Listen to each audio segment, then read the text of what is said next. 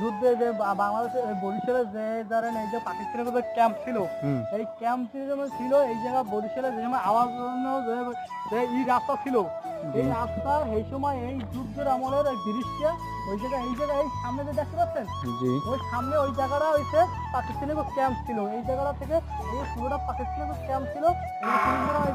এই যে দেখছেন, এই যে ভাই এই যে চাউলের যে গুজম বানাইছে ভাই, এটা এই জায়গা ছিল পাকিস্তানের ক্যাম্প।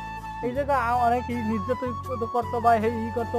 এইটা আমাদের স্বাধীনতার এই যে ব্রিজ এখনো আছে আমাদের সংরক্ষণ করে রেখে দিয়েছে না? জি জি। ও,